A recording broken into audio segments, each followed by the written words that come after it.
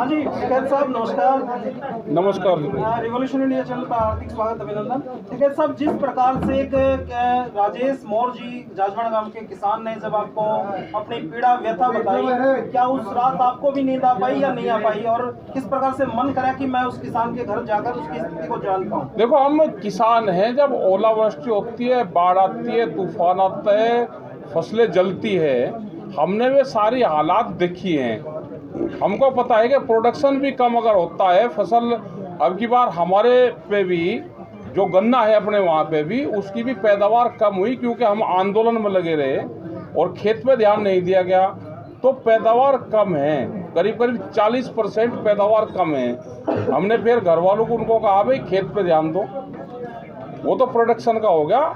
जो यहाँ के किसानों की हालात हुई, जब इसने फ़ोन करा तो ये लगा कि आदमी दिल से कह रहा है, कोई लाग लपेट और वो नहीं है।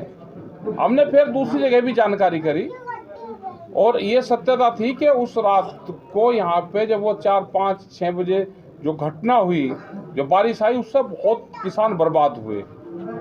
और ये पूरा कैथल, जींद और आगे जो सब्जी वाला किसान है हिसार के पास में, ये पूरा बर्बाद हुआ। रोहतक, इसमें नुकसान है। यही बुंदेलखंड का हाल हुआ जो उत्तर प्रदेश में है, मध्य प्रदेश में है। और सबसे ज़्यादा सरसों की फसल, गेहूं की फसल, इनमें नुकसान हुआ है। सब्जियों की फसल, टमाटर था, इनमें नुकसान हुआ है। और हम बार बार ये चीज़ें कहते थे कि जो किसान ठेके पे खेती लेता है, ये हमने आगरे के अंदर आलू के किसान का हाल देखा। आज से 5-6 साल पहले वहाँ के करीब 32 किसानों ने आत्महत्याएं करी अकेले आगरा में। और ज़्यादातर किसान वे थे जिन्होंने ठेके पे खेती ली हुई थी, क्योंकि उनको सबसे ज़्यादा नुकसान होता है। जैसे उन्होंने बताया कि 40 किले ठेके पे खेती करते हैं ये, उनको तो पूरे पैसे देना पड़ा, लेकिन फसल का नुकसान होगा तो पूरा फसल का नुकसान इनका हुआ। इनका ना केसीसी है, पूरी फसल बर्बाद होगी, कर्जे में चले गए, जो बीज खाद लाए वो आड़ती पैसे लेकर आए, तो ये नुकसान होता है। सीधा डायरेक्ट नुकसान इनको है ये। हमने फिर ये भी बताया कि जो ठेके पे खेती करने वाले लोग हैं, अगर सरकार से कोई भी मुआवजा मिलता है, उस पे हक उस किसान का नहीं है जिसने ज़मीन ठेके पे दी, उसका हक बैठता है जिसने ज़मीन ठेके पे ली। इनके लिए काम होना चाहिए और सरकारों को इनकी तरफ भी ध्यान देना चाहिए। आपने प्रशासनिक अधिकारियों से या किसी लेवल पे बात की उससे फ़ोन आने के बाद? नहीं, फ़ोन तो क्योंकि ये खबरें बहुत स्पीड से चली हैं और नुकसान हुआ है, आपके माध्यम से, प्रेस के माध्यम से सब सरकारों को पता है।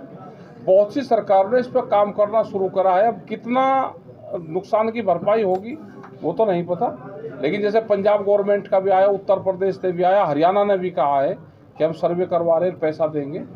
हमने ये कहा है कि सर्वे फिजिकल रूप से सर्वे, किसान के खेत का सर्वे हो, पूरे गांव का सर्वे ना हो।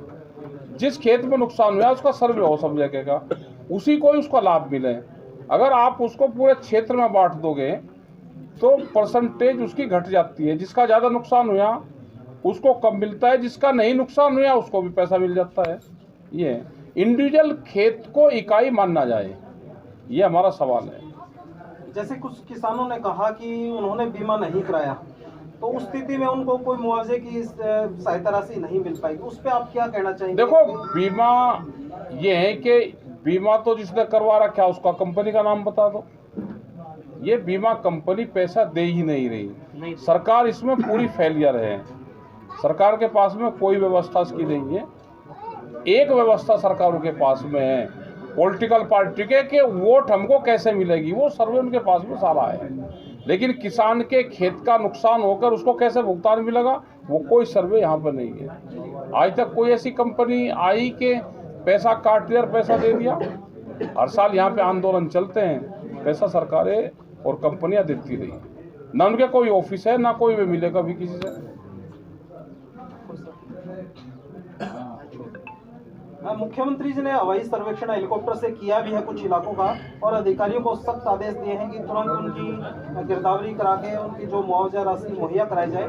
लेकिन राकेश टिकैत जी यूपी से चल के जींद पहुंच गए और प्रशासनिक अधिकारी किसानों के खेत तक नहीं पहुंच पाए। वो आएंगे नहीं, ये 10 तारीख के बाद में यहाँ खेतों में कुछ मिलेगा नहीं।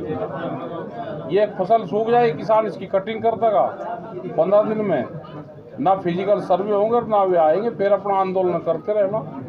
मुख्यमंत्री तो कह रहा है जी कि पोर्टल के ऊपर अपना अपलोड करवा दो, पोर्टल इनका पोर्टल बंद है, अपलोड कहीं पर करवा दे भाई, पोर्टल तो बंद है। पोर्टल तो हमारे जो यहाँ पे अधिकारी रहते हैं, जो एग्रीकल्चर अधिकारी रहते हैं, आप टीचरों को लगा दो, गांव समाज की समितियां लगा दो, उनको लगा दो, तो उससे गांव के लोगों को रखोगे तो उससे कोई ये भी नहीं कहेगा कि इसका खेत का नुकसान नहीं हुआ, इसको मुआवजा दे दिया, जिसका नुकसान हुआ उसको दे दो। ये एक चक्रवात की तरह से चलता है और ऐसे घूमता हुआ ही चलता है। जहां उसकी चपेट में ज़्यादा वो आ जाएंगे, वहां फसलों को गिरेगा, नुकसान ज़्यादा करेगा। कुछ जगह फसल बच जाएगी पूरी की पूरी, उनको नुकसान नहीं होगा। तो ये फिजिकल सर्वे खेत के आधार पर सर्वे करवाने पड़ेंगे। राजेश मौर्य जी, आपके बुलावे पे जब राकेश टिकैत जी आपकी पीड़ा में मरहम लगाने के लिए पहुंच गए, इस स्थिति में आपका क्या कहना है जब आपके द्वार पर पहुंचे हैं राकेश टिकैत भाई? मैं तो थोड़ा ऊंची आवाज में, मेरे पास शब्द भी नहीं है ये कहने के लिए। जो काम प्रशासन को करना चाहिए था, ये इतनी दूर से बैठे एक बुलावे पे मेरे पास आ गए देखने के लिए कि किसान कैसा है। वो प्रशासन आज तक यहाँ तक नहीं पहुँचा है, और इससे बड़ी बात और क्या होगी किसान के लिए? देखो, इनको तो जो लाभ होगा किसान को या इनको राजेश को लाभ होगा वो होगा फाइनेंशियल। इनका जो नुकसान हुआ है, इनका मतलब है किसान का जो नुकसान हुआ है उसको सरकार मदद करेगी तो उसको लाभ होगा। हमारे आने से, इनके लोगों के आने से उससे कोई फायदा नहीं होने वाला।